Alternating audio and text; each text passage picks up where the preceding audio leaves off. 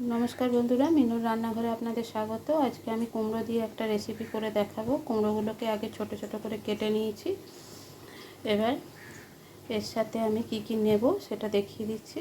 कुमड़ो रेसिपिटा करार जन्य पेঁয়াজ केटे निয়েছি। पेঁয়াज लंका पेঁয়াজটাকে झिरे झिरे करे केटे निয়েছি। एदिके आमी रसुन कयेक टुकरो निয়ে নিয়েছি। एर साथे निয়েছি चिंगड़ी माछ। এবার আপনাদের আমি করে দেখাচ্ছি কিভাবে আমি রান্নাটা করব। কুমড়োগুলোকে তেলে লাল করে ভেজে তুলে নেব। তারপরে আমি পেঁয়াজগুলোকেও ভেজে নেব। দেখুন বন্ধুরা, কুমড়োগুলো আমার ভাজা হয়ে গেছে। এবার আমি তুলে রাখবো। এইরকমই ভাজবো, তারপরে আবার করতে হবে বলে আমি এখন এইরকমই ভেজে তুলে রাখবো।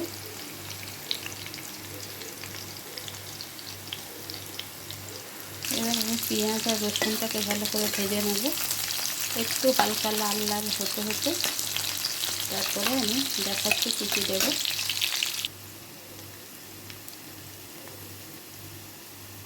আর একটু ভাজা হলে আমি এরকম বন্ধুরা এইরকম অবস্থায় আমি চিংড়ি মাছগুলোকে দিয়ে দেব।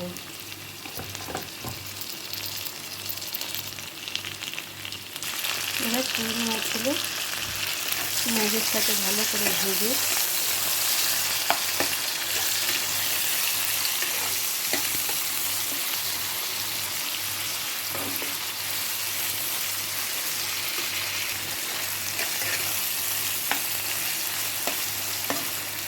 এতে আমি নুন হলুদ সব মশলা যেগুলো লাগবে সেগুলো আমি দিয়ে নেব।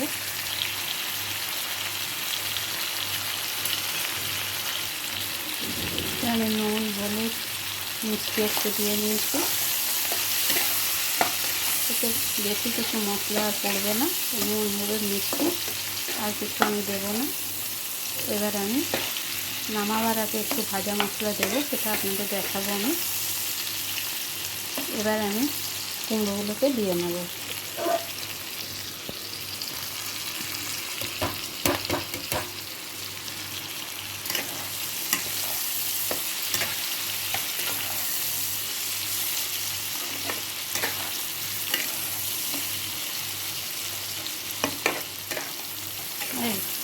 আঁচটা একটু কমিয়ে এবার ঢাকা দিয়ে আমি ভেজে নেব যতক্ষণ না কুমড়োটা ভালো করে সেদ্ধ হচ্ছে।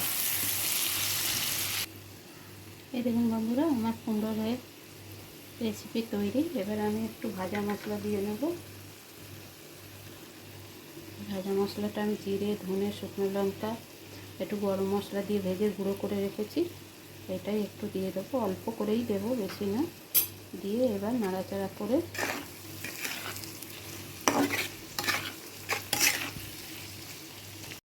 তৈরি আমাদের কুমড়োর রেসিপি। কুমড়ো চিংড়ি মাছ দিয়ে এই রেসিপিটা দারুণ খেতে হয় বন্ধুরা। একবার আপনারা করে দেখবেন, ভীষণ ভালো লাগে খেতে। শুকনো গরম গরম ভাতের সাথে মাখিয়ে খেতে পারলে এটা একরকম ভাতটাই বলতে পারেন, তবে আমি এটাকে একদম পেস্ট করছি না, এইরকমভাবেই রাখছি।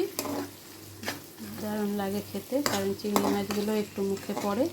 ভর্তা করলে তো একদম পেস্ট করে দিতে হয়, সেই জন্য আর আমি পেস্ট করবো না। এইভাবেই কুমড়োটাকে তৈরি করে নিয়েছি।